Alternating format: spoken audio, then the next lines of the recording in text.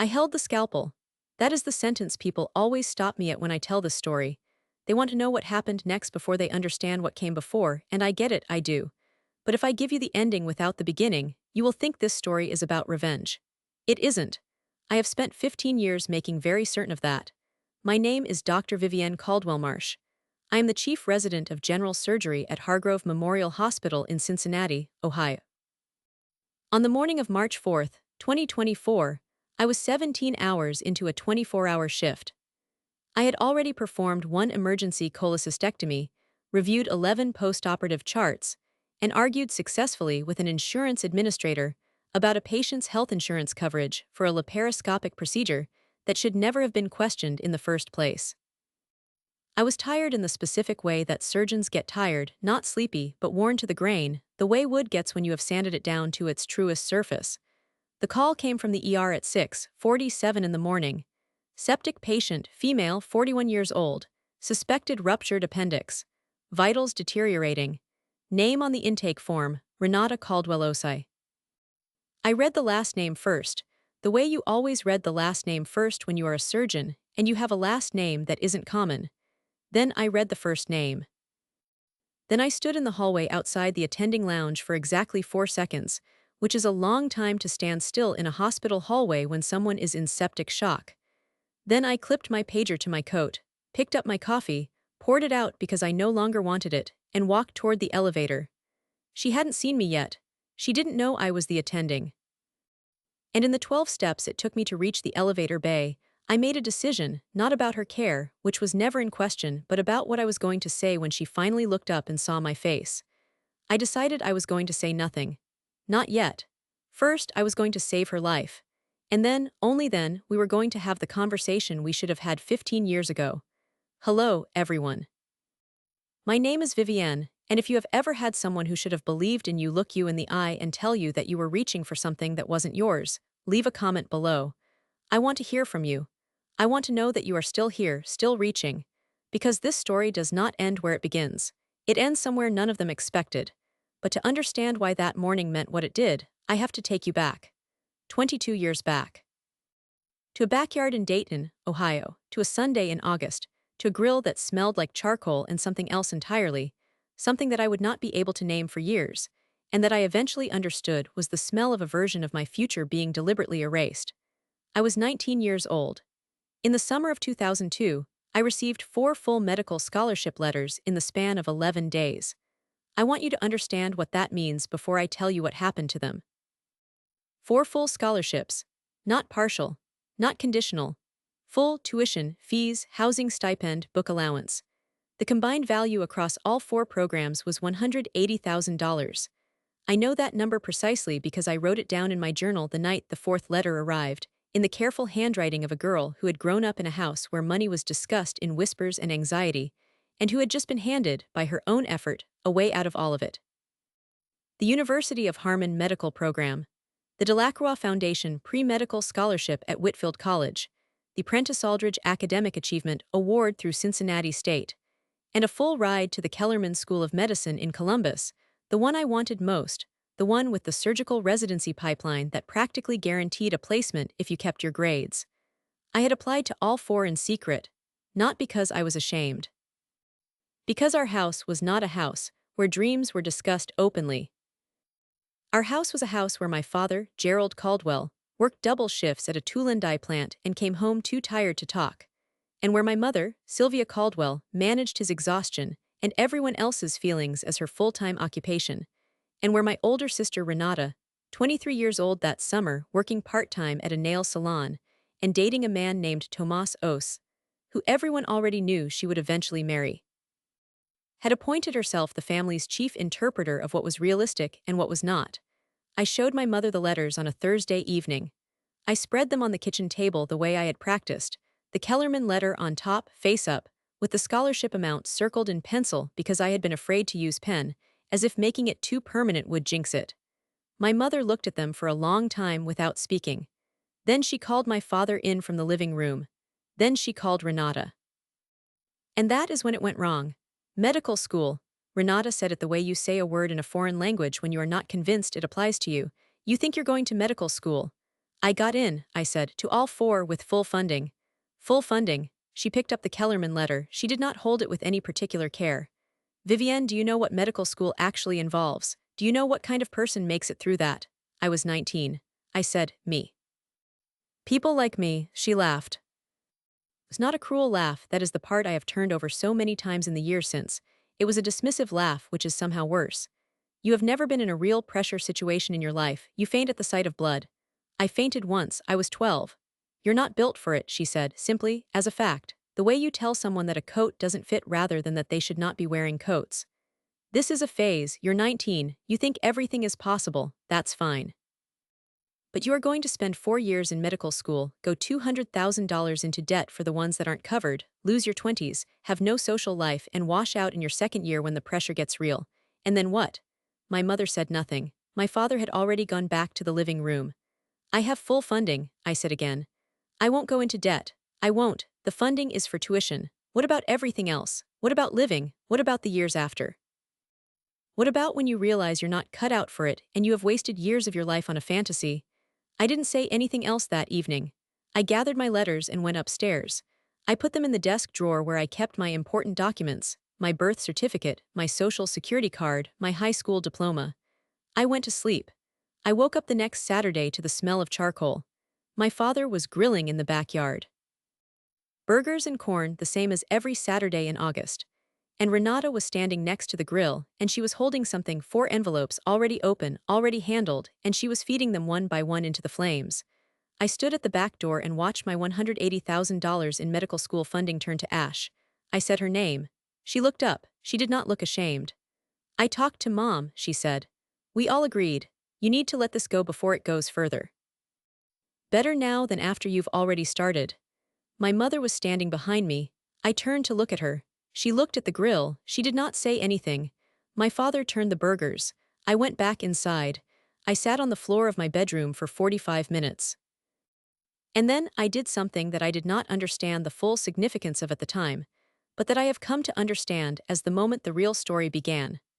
I opened my desk drawer, took out a sheet of notebook paper, and wrote down the name of the Kellerman School of Medicine admissions office, their phone number, and the name of the admissions coordinator who had signed my letter, a woman named Dr. Patricia Hughes, whose name I still remember without having to think about it.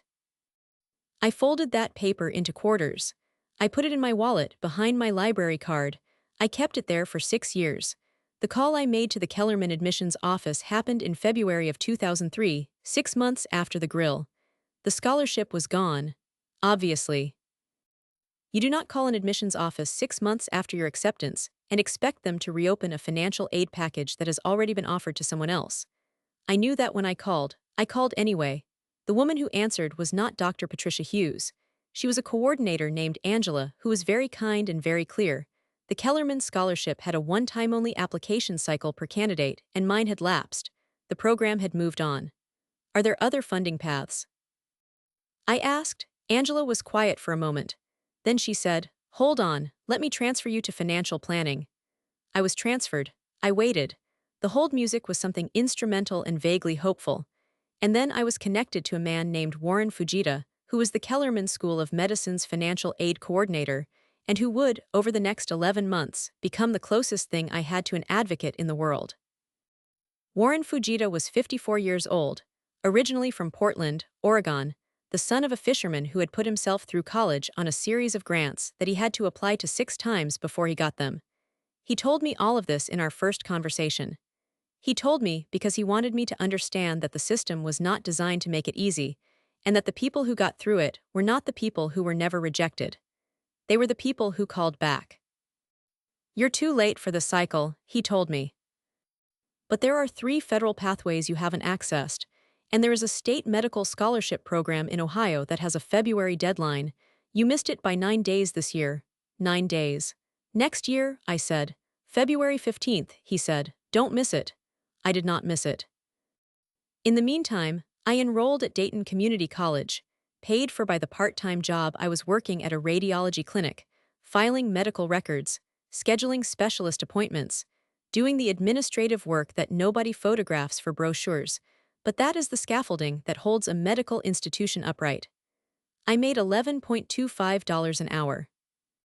I worked 27 hours a week and took 16 credit hours a semester and slept 6 hours a night and told my family I was figuring things out, which was the most honest lie I have ever told.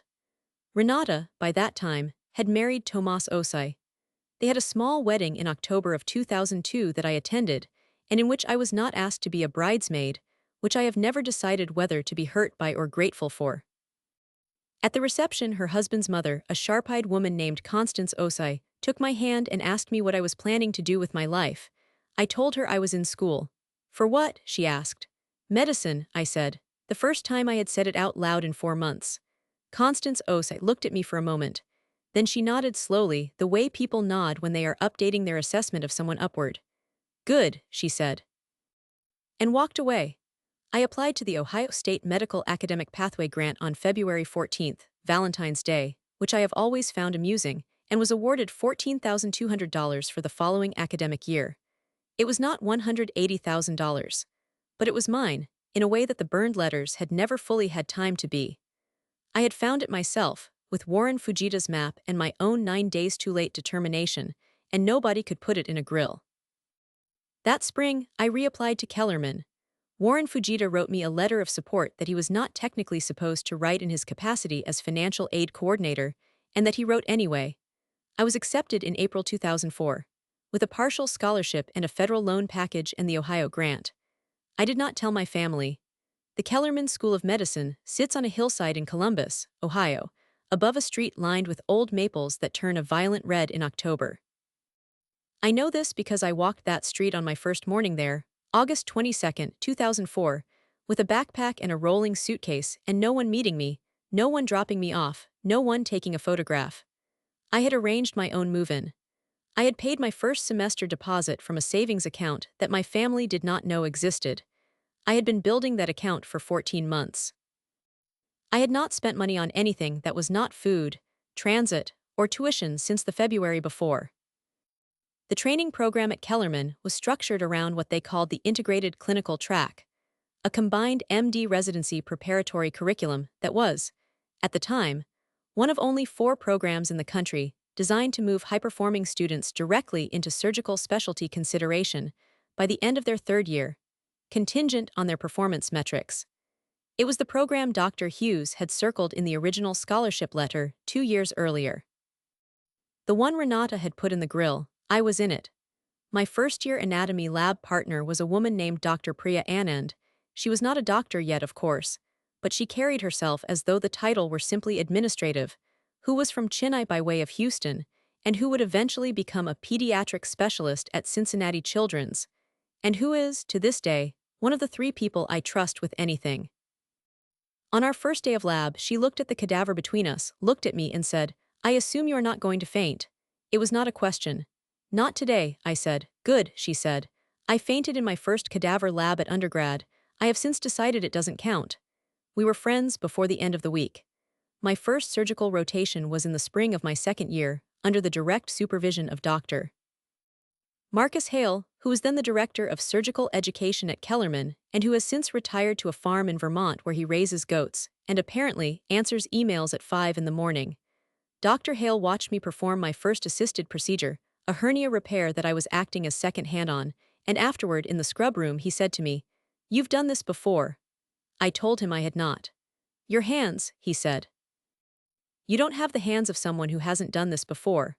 What I had was 15 months of filing medical records and scheduling specialist appointments, and watching the surgeons and radiologists move through that clinic with their specific authority, their specific economy of motion. I had learned by watching. I had trained my hands to be still by choice.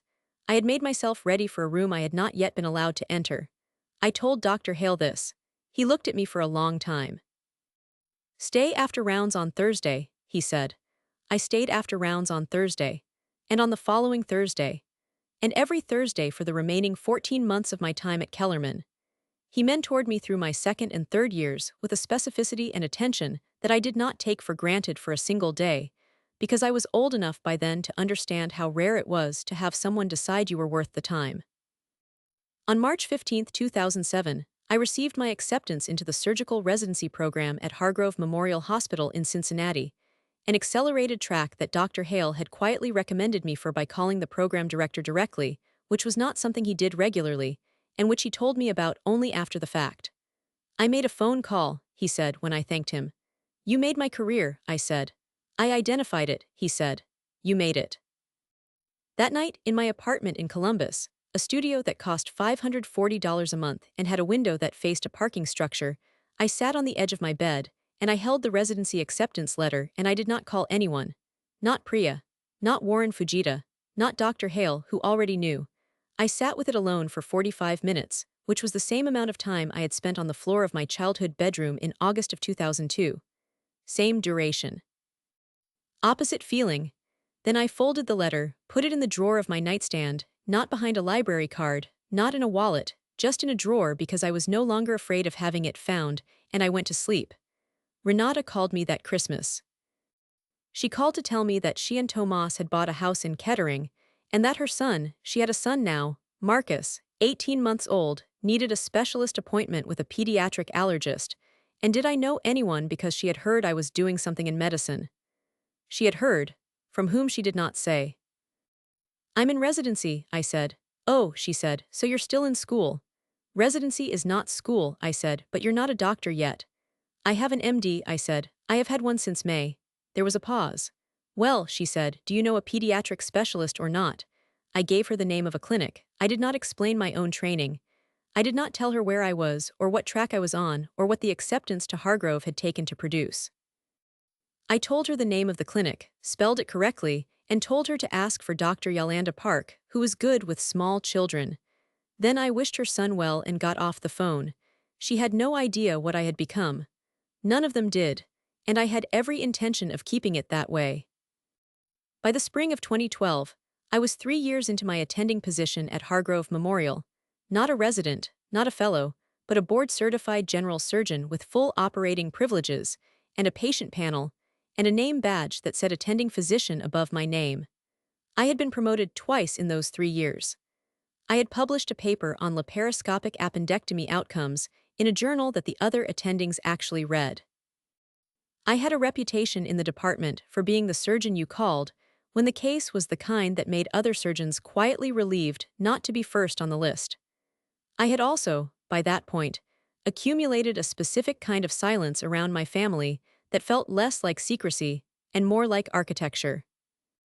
A wall I had built not to hide myself behind, but to keep a certain noise out. The noise of their low expectations, their casual dismissals, their cheerful certainty that my life was something smaller than what I knew it to be.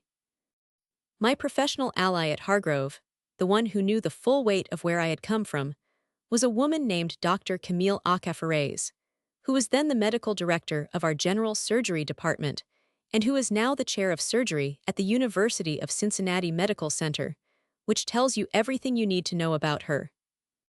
Camille had grown up in Lagos, moved to London for medical school, come to the United States for her fellowship, and married a Puerto Rican attorney from Miami named Roberto Reyes, which produced a combined family dynamic that she described once as two cultures arguing about a third one's food, and which she navigated with the same precise pragmatism she brought to everything else. Camille knew about the grill. I told her in 2010, over coffee in the attending lounge at 11 o'clock on a Tuesday night when we were both coming off brutal double shifts and neither of us had the energy to keep anything below the surface. She listened without interrupting. When I finished, she put her coffee down and said, "And your parents?" "Watched," I said. She was quiet for a moment. "My father burned my first publication draft," she said finally. "He was trying to protect me from embarrassment." Thought no one would listen to what I had to say. She picked up her coffee. They listened. We did not discuss it again. But from that night forward, Camille referred to me in departmental meetings with the specific deliberateness of someone who has decided that certain records need to be set straight, and the record she was setting straight was that I was, in her professional assessment, one of the best surgeons in the department. She said it the way she said everything, as a fact, documented, citable. In January of 2013, I was asked to consult on a malpractice case that had landed in Hargrove's legal department. The case involved a surgical decision made at a different facility. I was being brought in as an expert witness for the defense. The hospital's legal team was led by an attorney named Gideon Marsh, no relation to the name I would eventually carry, which is a coincidence that I have never fully decided what to make of, from the firm Marsh, Ellery and Voss. Gideon was 47 years old, originally from Toronto, and was the kind of attorney who read surgical journals recreationally and could, if necessary, explain the difference between a Hartmann procedure and a subtotal colectomy without looking anything up. He also asked questions that clarified rather than complicated, which is rarer than it should be. We worked together on the case for 4 months. The defense prevailed. Afterward, Gideon sent me a handwritten note on firm letterhead, actual handwriting, not a typed letter with a signature, that said, "Your testimony was precise, calm, and completely credible. If you ever need legal counsel for anything professional or personal, please call me." I filed the note in the drawer where I kept important documents. The same instinct I had developed at 19, keep the things that might matter. In March of 2014, I consulted Gideon Marsh for the first time in a personal capacity. Not for anything dramatic. My father had begun the process of revising his will, something I had not been informed of directly, but had learned from a cousin's offhand comment at a family gathering I had been obligated to attend, and I wanted to understand what, if anything, my rights were as a named party, and what I should be paying attention to. Gideon walked me through the basics of estate structure and inheritance law in a single 2-hour meeting, charged me for half that time because he said the other hour was covered by professional courtesy, and told me, "Whatever is in that will, make sure you have seen the document directly. Don't rely on second-hand accounts." I had not seen the document. I would not see it for another 4 years, but I knew what to ask for, and I knew who to call when the time came. That April, April 9th, 2014, I was officially appointed Chief Resident of General Surgery at Hargrove Memorial Hospital. It was not a surprise to Camille, who had been advocating for the appointment for 18 months. It was not a surprise to Dr. Hale, who I told in a phone call that lasted 40 minutes and ended with him saying, "I never doubted the direction. Only the timeline." It was a complete surprise to the version of me that had stood at a back door in Dayton, Ohio, watching her future turn to ash in a charcoal grill. That version of me would not have believed it, and I understood that. I was kind to her about it. The morning after the appointment was official, I sat in my office at Hargrove, a real office, with a window that faced a garden courtyard, not a parking structure, and I held the notification letter and I thought about calling my mother. I thought about it for 6 minutes. I timed it the way surgeons time things. Then I put the letter in my desk, poured a cup of coffee, and pulled up my first chart of the day. Renata's name was not in it. Not yet. But the month was April. And the call, when it came, would come from a number I still had in my phone under Mom, not because I spoke to her often, but because I had never been able to make myself delete it. I had come that close to everything surfacing before it was time, but it wasn't time yet. 3 weeks later, I got a text from my mother that I did not answer immediately, and that I did not think about very much, and that I would spend the following 8 months wishing I had paid closer attention to. It said, "Your father has been having some stomach problems. He went to the doctor. They want him to see a specialist. Do you have any suggestions?" I read it twice. I put my phone face down on my desk. And in my chest, in the specific place where a surgeon keeps the things she cannot operate on, something moved. Something that felt uncomfortably close to the thing that happens when a chart number comes across your screen and you recognize it before you have consciously processed why. I picked my phone back up. I found my mother's text. I typed, "I'll look into it. Give me a few days." I had no idea how little time we actually had. My father had stage 3 colon cancer. He had been having symptoms for 7 months before my mother's text. 7 months of what he had described to his primary care physician as digestive trouble, a phrase that is the medical equivalent of saying your house has some moisture issues, when what you mean is that the foundation is compromised. His GP had referred him to a gastroenterologist in Dayton in February. The specialist appointment had taken 6 weeks to schedule. The colonoscopy had taken another 3 weeks after that. By the time the biopsy results came back, it was April, and the tumor had already demonstrated lymph node involvement. I found all of this out not from my mother, and not from Renata, but from my cousin Deandra, my father's brother's daughter, who lived in Columbus and who had always been the family member who told you the truth, not because she lacked tact, but because she had decided somewhere in her 30s that tact was a resource best conserved for people who deserved it. Deandra called me on a Tuesday evening in early May of 2014. I was in my car in the Hargrove parking structure, eating a sandwich, which is the setting for a disproportionate number of important conversations in a surgeon's life. Your father is sick, she said, without preamble. And your mother and Renata have decided you don't need to know. I put the sandwich down. Tell me what you know. She told me, all of it. The 7 months, the delayed referral, the biopsy, the stage. The fact that his oncologist, a man named Dr. Frederick Obi at Dayton Mercy General, had recommended a surgical consult that had not yet been scheduled because my father was, in Deendra's words, being stubborn about the whole thing and Renata is letting him. What does Mom know? I asked. Everything, Deendra said. She knows everything and she is following Renata's lead. You know how she is. I did know how she was. Why didn't they tell me? I asked, though I already knew the answer. Because Renata told them you were too busy, Deendra said. And because she said, I'm telling you this exactly as she said it, she said, Vivienne is still in training. She doesn't have the kind of experience you'd want for something like this. We have enough going on without adding her anxiety to it. I was sitting in my car in a parking structure at Hargrove Memorial Hospital, where I had just been named chief resident of general surgery, being described to my dying father as a trainee whose anxiety would be a burden. I did not say anything for a moment. Vivienne, Deendra said. I'm here, I said. What are you going to do? I thought about that for approximately 10 seconds. I'm going to find out who the surgical consult should be, I said, and then I'm going to make sure my father gets in front of the right people, and I'm going to do it without telling them that I'm doing it. Deendra was quiet. Then, you're not going to tell them who you are. They already know who I am, I said. They just don't know what I've become. And right now, that's more useful as a private fact than a public one. I called Gideon Marsh that evening. Not about my father's case directly, but about something adjacent, something that had been sitting at the back of my professional thinking for several months, and that my father's diagnosis had suddenly given an edge to. I called him about the will. About what I had heard from Deendra, which was that my father, in the course of managing his diagnosis, had asked Renata to help him update his estate documents, and that Renata had recommended her husband Tomas's colleague, a man named Davis Frick, who was a general practice attorney in Kettering with no particular estate specialization, to handle the revisions. That's not ideal, Gideon said. In the measured way, he said things that were actually quite alarming. No, I said. Do you have any sense of what the revisions involve? Not yet, I said. Then find out, he said.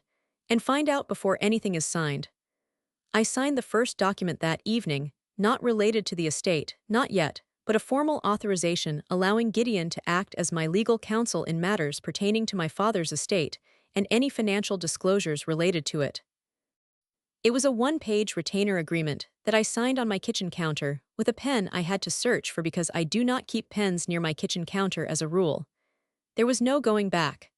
What followed was 4 months of the most careful, deliberate, and systematically invisible work I have ever done, and I say that as a surgeon. As someone who performs actions inside a human body that cannot be undone, where the margin between outcome and catastrophe is sometimes measured in millimeters and decisions. The work I did between May and September of 2014 required the same discipline, the same precision, and the same willingness to stay completely calm when everything around you is moving in a direction you cannot afford to let run unchecked. The first thing I did was establish a professional relationship with Dr. Frederick Obi at Dayton Mercy General, my father's oncologist, through the correct institutional channels. I called the hospital's physician liaison office, identified myself by title and hospital affiliation, and requested a professional consultation on a complex oncological case. This is a completely standard process. Physicians consult each other across institutions constantly. There is nothing unusual about a chief resident of general surgery at a major Cincinnati hospital reaching out to an oncologist in Dayton about a surgical approach question. I did not tell Dr. Obi that the patient was my father. Not in that first call. I asked him, in the abstract, about the surgical candidacy criteria for stage 3 colon cancer, with the specific lymph node presentation that Deendra had described to me. Dr. Obi, who was thorough and methodical and clearly excellent at his job, walked me through the considerations with the generosity that good physicians extend to each other when the question is asked well. At the end of the conversation, I told him I had a personal connection to the case. There was a pause. How personal? He asked. He's my father, I said. Another pause, longer. Dr. Caldwell Marsh, he said. I had introduced myself with my full professional name. I want you to know that I have been trying to schedule a surgical consult for your father for 6 weeks. His family has been, he stopped. There has been some difficulty in moving the process forward. I understand, I said. I'm going to help with that. That would be welcome, he said. None of them knew what I had already decided. In June, I sat down with Camille Acafares in her office, not the attending lounge this time, her actual office, with the door closed, and had one of the 5 most important conversations of my professional life. I am going to give it to you the way I remember it, because the way she talked to me in that room is part of why I was able to do what came after. What do you need? She said. She did not say good morning. She did not ask about the case load. She looked at me across her desk and asked what I needed. My father has stage 3 colon cancer, I said. His family, my family, has been managing his care without telling me. They don't know what my title is. They don't know what I can actually do for him. Are you telling them? Not yet. I need to understand the estate situation first. She looked at me for a moment. What's the estate situation? I think Renata is directing the revision of his will through an attorney who is not qualified to handle it. And I think she may be positioned to benefit in ways that are not consistent with my father's actual wishes. You think, or you know, I think, my attorney is trying to find out. Camille leaned back in her chair. What do you need from me? A letter of professional standing, I said, on Hargrove letterhead, confirming my title and my position in this department. If the estate situation becomes a legal matter, I need documentation that cannot be questioned. Done, she said. What else? I need you to be a professional reference for me if this goes to a probate hearing. Done. And I need you to tell me honestly if you think I'm doing this wrong. She was quiet for a moment, then she said, You're not doing it wrong. You're doing it the way someone does it when they have learned that speaking first costs you the ability to be heard. You're waiting until the room is ready to listen. She picked up her pen. I'll have the letter on your desk by tomorrow morning. Thank you, I said. Don't thank me, she said. Go see your father. I went to see my father on July 4th weekend, 2014. I drove to Dayton. I brought food. My mother had always accepted food as a form of reconciliation, and I was not above using that, and I sat with my father in the living room of the house I had grown up in, and I watched him, and he was smaller than I remembered. Not thin, he had not lost significant weight yet, but smaller. The way people get smaller when they are managing something large and heavy and invisible. We talked about the plant closing, about Deendra's new apartment, about the neighborhood. We did not talk about his illness. He did not know that I knew. Before I left, I hugged him. He held on for a moment longer than he usually did. And in that extra second, in the specific pressure of his hands on my back, I understood something that I cannot fully put into words. That he was afraid, and that he did not know how to ask anyone for help, and that the family system he had built, the one where Sylvia managed emotions and Renata managed decisions and Gerald worked until he had nothing left, had no room in it for him to be the one who needed something. I got in my car. I sat in the driveway for 3 minutes. Then I drove back to Cincinnati and called Gideon. What did you find? I asked. Enough, he said. The draft revision removes you from the will entirely. It redirects your share of the estate, which includes the property equity on the family home, estimated at $87,000, and a savings account with approximately $34,000, to Renata and Tomas jointly as co-beneficiaries. The stated reason, according to the draft language, is that you are, quote, financially independent and have expressed no interest in family assets. I had expressed no such thing. Who drafted that language? I asked. Davis Frick, Gideon said. And I cannot determine whether your father dictated it or whether it was suggested to him. Can you find out? I can try, he said. But Vivienne, if your father signs this version, contesting it becomes significantly more difficult. How much time do we have? The signing is scheduled for September 12th, he said. It was July 8th. That was the moment I understood exactly how much they had underestimated me. I had 66 days. That was more than enough. I spent the first 2 weeks of August doing something that, on its surface, appeared to be nothing at all. I accepted my mother's invitation to a family dinner at Renata's house in Kettering. I brought wine. I was pleasant. I asked Renata about her son Marcus, who was 11 years old by then, and going through a phase with dinosaurs, and I listened to her describe it with the specific fond exhaustion of a parent whose child has become genuinely expert in something she cannot follow. I asked Tomas about his work. I helped clear the table. At some point during the evening, Renata asked me about my job. Still at Hargrove, I said. Are you finished with your training now? I've been finished for a few years, I said. I'm in a staff position. So you're an actual doctor, she said, not unkindly, more like someone confirming a fact they had suspected but not verified. Yes, I said, I'm an actual doctor. Good, she said. Good for you. She began to collect the dessert plates. Dad is going to see a surgeon next month, by the way. We finally got the appointment scheduled. It took forever. These specialist appointment systems are impossible. They can be, I said. I looked at the table, then back at her and said nothing. She carried the plates to the kitchen. I heard her tell Tomas that I seemed to be doing fine actually, and that maybe she had been wrong to worry about me, and that it was nice that things had worked out. I let her believe it. That was exactly the point. The next call changed the shape of everything. Gideon reached me on August 19th. He had obtained, through a formal records request that was well within his legal authority, a copy of the draft estate documents, and had submitted them for review to a specialist in Ohio estate law, a colleague of his named Marguerite Asantbo, from the firm Asantbo, Ritter and Glynn, who focused specifically on contested wills and trust documents. Marguerite had reviewed the draft and identified 3 issues that she described, in Gideon's words, as significant enough to make this contestable regardless of whether the document is signed. The first issue was a procedural deficiency in the original beneficiary designation that had never been corrected in any prior revision. The second was that the language removing me from the estate, the language citing my expressed no interest, had no supporting documentation. No signed statement from me. No letter, no witnessed conversation. It was asserted, not evidenced. The third issue was that Davis Frick had a prior professional relationship with Tomas Osai's business partner, a relationship that had not been disclosed to my father, and that represented a potential conflict of interest in the preparation of the document. Can you get me in front of your father before September 12th? Gideon asked. Yes, I said. Then do it. I visited my father on August 30th. I did not tell Renata or my mother I was coming. I called my father directly, something I had not done in years, not because we were estranged, but because in our family, calls to my father went through my mother, and I asked if I could come by Saturday morning. He said yes. He sounded on the phone like himself, quiet, practical, a man who said yes or no and meant it. I sat with him at the kitchen table. My mother was at the grocery store. It was the first time I had been alone with my father in years. I told him who I was. Not who I had always been, he knew that, but what I had become. I told him about Kellerman, about Dr. Hale, about Hargrove, about the chief resident appointment. I put Camille's letter on the table in front of him on Hargrove Memorial letterhead confirming my title and my department. He looked at it for a long time. Chief resident, he said. Yes, I said. He looked up at me. His eyes were the specific red-rimmed quality of a man who had been sleeping badly for months.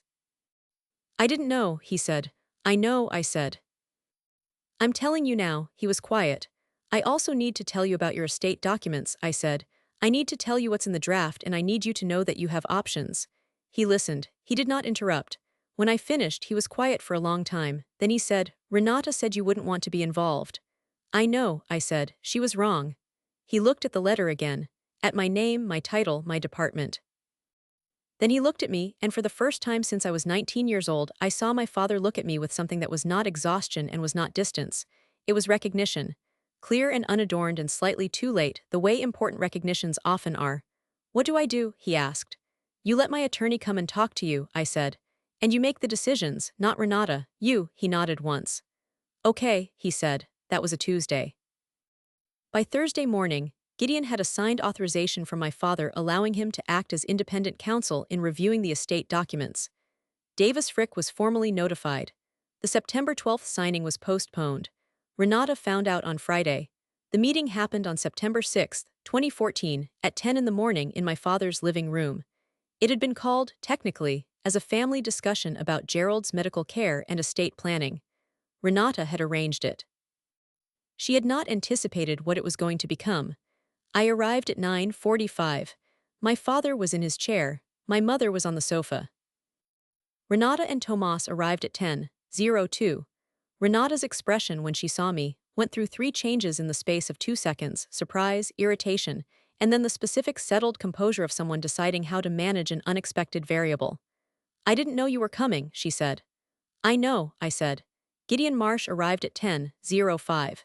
He was carrying a briefcase and wearing the particular kind of suit that communicates authority without announcing it. He set his briefcase on the coffee table, sat in the chair I had positioned across from the sofa, and said pleasantly, "Good morning, thank you all for being here." Renata looked at him, then at me. "Who is this?" "This is Gideon Marsh," I said. "He's my attorney, he's here in his capacity as my father's independent legal counsel." "Your father has an attorney," Renata said. "Davis Frick, Mr. Frick has been notified that my father has retained independent counsel," Gideon said. "He's aware of this meeting." "Dad," Renata turned to my father, "did you agree to this?" My father looked at her steadily. "I did," he said. "She absorbed that." Then she looked at me. I kept my hands flat on the table. Gideon opened his briefcase and removed 3 sets of documents. He placed one set in front of my father, one set on the coffee table for general reference, and retained one set for himself. "I've prepared a summary of the current draft estate documents," he said, alongside a comparison to the prior version, and a flagged analysis of 3 procedural and disclosure issues that we believe require addressing before any revision is signed. He said this without drama, the way good attorneys state important things, as facts, not as accusations. The first issue involves a beneficiary designation inconsistency that predates this revision. The second involves characterization of Dr. Caldwell Marsh's expressed preferences regarding the estate, characterizations that appear in the draft without supporting documentation. He put a single page on the coffee table, face up. That is the section of the draft that states Dr. Caldwell Marsh has, quote, expressed no interest in family assets, he said. I've requested any documentation supporting that characterization. None has been provided. The room was quiet. Renata said, "It's not a formal document, it's a reflection of what we understood." "What you understood," I said quietly. "Not what I said, not what I signed, not what I expressed to my father directly." She looked at me, and something in her face shifted, not dramatically, not a collapse but a change in the set of her jaw, a slight recalibration of her certainty, a step she didn't quite take. That was the first document. I had 3 more. Gideon continued, with the unhurried precision of someone who has prepared this presentation and knows exactly where each moment lands. He explained the conflict of interest issue with Davis Frick, the prior professional relationship with Tomas's business partner, the failure to disclose it to my father, the question of whether my father's interests had been independently represented in the drafting process. He did not accuse anyone of fraud. He did not raise his voice. He presented it as what it was, a documentation problem with institutional implications. Tomas said, "This feels like an attack on our family." "It's a legal review," Gideon said pleasantly. "Your father-in-law asked for it." Tomas started to say something else. Renata put her hand on his arm. The third document was the one I had been waiting for. Gideon removed it from the back of the set, a single-page certification on Hargrove Memorial letterhead, signed by Camille Acafares, Medical Director, Department of General Surgery. "For the record," Gideon said, "and because there has been some characterization within this family of Dr. Caldwell Marsh's professional standing that appears to have influenced your father's estate planning decisions." He slid the letter across the coffee table. Dr. Caldwell Marsh has held the position of Chief Resident of General Surgery at Hargrove Memorial Hospital since April of 2014. She is a board-certified general surgeon with full operating privileges. She is not, as has been suggested to at least one family member, still in training. My mother looked at the letter, then at me. Her hand went to her mouth. Renata did not look at the letter, she looked at me. And her face, I want to be precise about this, because I have thought about it many times since, did not show guilt, not exactly. It showed something more complicated. The expression of someone who has constructed a version of reality and is watching it undergo a structural revision in real time. A sentence she had started and could no longer finish. "You're the chief resident," she said. "I have been for 5 months," I said. "Why didn't you?" She stopped. "Tell you?" I waited. "When would I have told you, Renata? After you described me to our parents as too anxious to include in Dad's cancer diagnosis. After you told Mom I was still in training. After you authorized an attorney with a conflict of interest to remove me from Dad's estate based on preferences I never expressed. I said all of that at the same volume I use in surgical consultations. Even, factual, not a performance. The room was very quiet. My father said from his chair, "I want Vivienne involved in my medical care. I want that stated for the record." Gideon wrote it down. What followed was not a dramatic resolution. It was a legal and administrative process, which is what real resolutions look like. Over the following 6 weeks, Gideon and Marguerite Asantbo worked with my father, directly with my father, not through intermediaries, to revise his estate documents under proper independent counsel. Davis Frick was recused due to the conflict of interest. The Financial Disclosure Review confirmed that the prior draft had, in fact, materially misrepresented my expressed wishes regarding the estate. The language was corrected. My position as a co-beneficiary, equivalent to Renata's, was restored. The revised will was signed on October 22, 2014. My father signed it himself, at the kitchen table, with Gideon as witness and a notary named Patricia Garvey from downtown Dayton. I was not present for the signing. My father had asked me not to be, and I respected that completely, because his dignity in that process was more important than my presence in the room. The estate equity, the $87,000 in property value and the $34,000 in savings, was divided equally. It was not the money. I want to be very clear about that because I know how it can read. It was not the money.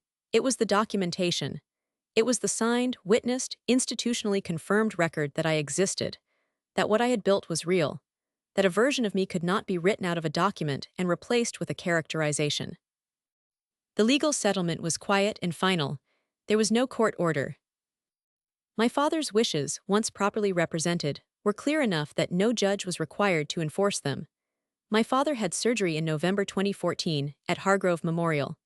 Not with me as his surgeon, I recused myself from his case, because that is what you do, but under the hands of a colleague I trust completely, Dr. Amara Diallo Singh, one of the best colorectal surgeons I have ever personally watched work. The resection went cleanly. He completed chemotherapy in the spring of 2015. His follow-up scans through 2018 were clear. He and I spoke on the phone more often after that. Not constantly, we were never a family of constant contact, but with a regularity and a directness that had not been there before. He asked me real questions. About my work, about cases, about what the hospital was like.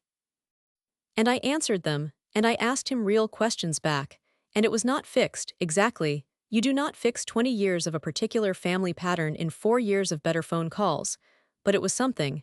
It was a start made too late and accepted anyway. He died in March of 2019.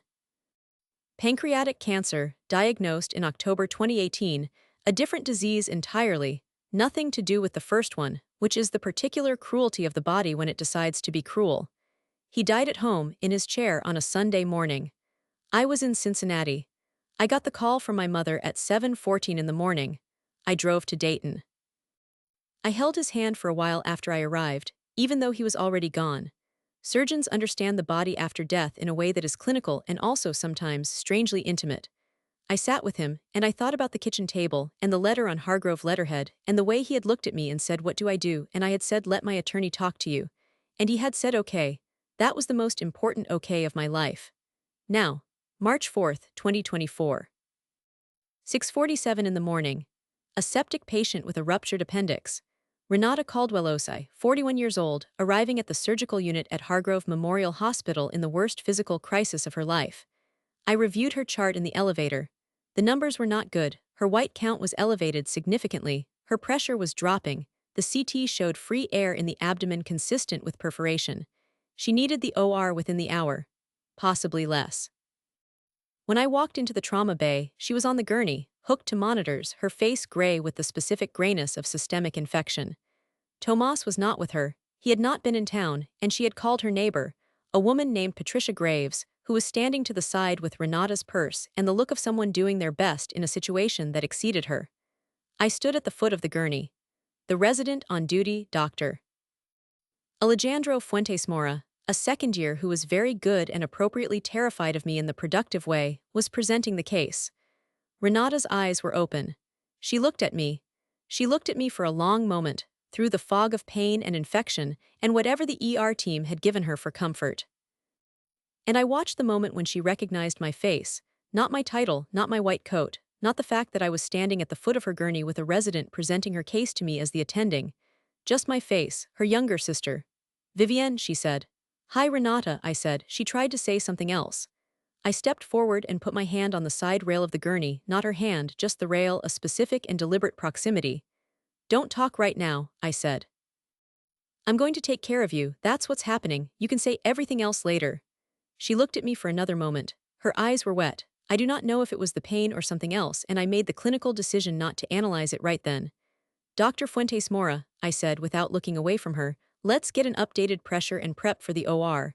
I want anesthesia notified in the next 10 minutes. Yes, Dr. Caldwell Marsh, he said. I held the scalpel at 8:04 in the morning. The appendectomy took 41 minutes. The perforation was contained, she had been lucky, or her body had been working very hard, or both. We addressed the septic source, irrigated, closed. She was in recovery by 9:20. She was awake by early afternoon. I was the one who came to tell her how the surgery had gone. It was my responsibility as the attending, and it was also, I want to be honest about this, something I had thought about for several hours in the quiet moments of the postoperative period. I sat in the chair beside her bed. I told her the technical details first, what we had found, what we had done, what her recovery would involve. Health insurance coverage for the procedure was through her husband's policy, the billing team would be in contact. All of it was documented in her medical records. She would need a follow-up appointment with a specialist in 6 to 8 weeks. She listened. When I finished, she was quiet for a moment. Then she said, Chief Resident. Yes, I said. How long, she said, have you been Chief Resident? 10 years, I said, give or take. She closed her eyes. I burned your letters, she said. Yes, I said. I thought I was, she stopped. I thought I was protecting you from failing at something publicly. I thought it would be worse to try and fail than not to try. She opened her eyes and looked at the ceiling. That's not true. I know that's not true now. I've known it for a long time. I just didn't know how to. She stopped again. I let the silence sit for a moment. In surgery, you learn to let silences complete themselves. Filling them prematurely is how you miss things. I don't need you to explain it, I said finally. I'm not telling you this because I want an accounting. I'm telling you this because you're going to recover, and when you do, I want us to start from what's true, not from what you assumed about me, not from the version of me that existed when I was 19, from what's actually true. She looked at me. Her eyes were wet again, and this time I was fairly certain it was not the pain. Okay, she said, that word again. The most important word in my family's history. In the weeks after her discharge, Renata and I began, slowly and imperfectly, the kind of conversation that should have happened years earlier but could not have, because neither of us had been ready. She went to therapy sessions, her own choice, not my suggestion, though I will admit I would have suggested it eventually. She told me this in a text in April, matter-of-factly, the way she told me most things. I told her I thought that was a good idea. She said she knew, it is not fixed, I want to say that clearly. There is no fixed with something like this. There is the decision to keep talking, and there is the daily work of treating someone as who they are rather than who you needed them to be when you were 23 and afraid. That is not a resolution. It is a direction. My mother and I are on better terms than we have been in 20 years. She calls me on Sundays. Sometimes I answer. We talk about the weather, about Deendra, about a show she is watching that she thinks I should watch and that I never have time to watch. It is small and it is real, and I have come to believe that small and real is often the best available category. I am still chief resident of general surgery at Hargrove Memorial Hospital. I run a department of 23 surgeons. I have privileges at 2 affiliated hospitals. Last year, I co-authored a paper on minimally invasive techniques for complicated appendicitis with Dr. Priya Anand. Yes, my first-year anatomy lab partner, now a pediatric specialist at Cincinnati Children's, as I told you she would be. And the paper was published in a journal that I used to read as a resident, and could not have imagined having my name in. Dr. Camille Akafarez sends me a text every year on April 9th, the anniversary of the chief resident appointment. It always says the same thing, still the right call. I always write back, thank you. It is our entire annual tradition and I would not trade it. I own a house in Hyde Park, in Cincinnati, with a garden that I am slowly making into something. I have a dog named Gerald. I named him after my father, which my mother found funnier than I expected. I run 3 miles most mornings when I am not coming off a night shift, and I make my own coffee, and I have a bookshelf that is exclusively organized by whether I have read the book or intend to, and I am happy. I am happy in the specific way that you are happy when you have built the life yourself and know exactly what it cost. I think about that girl in the backyard doorway sometimes. 19 years old, watching the letters burn. The way she went back inside and sat on the floor for 45 minutes and then got up and wrote a phone number on a piece of paper. The paper she folded into quarters. The wallet she kept it in for 6 years. I think about how she did not argue. How she understood, even at 19, that arguing would cost her energy she needed for something else. How she built in silence because silence was the only uncontested space she had. She was not exceptional in the way people mean when they say exceptional. She was not going to stop. That is the whole of it. She was not going to stop. I am grateful to her every day. And if there's anything this experience taught me, it's this. 1. The people who cannot see what you are building are often the same people who would try to dismantle it if they could, so build in silence and let the finished work speak in rooms they can't control. 2. Documentation is not distrust, it is the language that institutions understand, and when you protect what you have built with paper and signature and witness, you are not being cold, you are being fluent. 3. Your family's failure to believe in you is information about their limits, not evidence of yours. Was I wrong to say nothing to my family for 15 years while I built a career they didn't know existed? Tell me in the comments. I have thought about it more than you know, and I still don't have a clean answer. I'm not sure clean answers are what this kind of question deserves. If this story gave you strength, hit that like button. It means more than you know.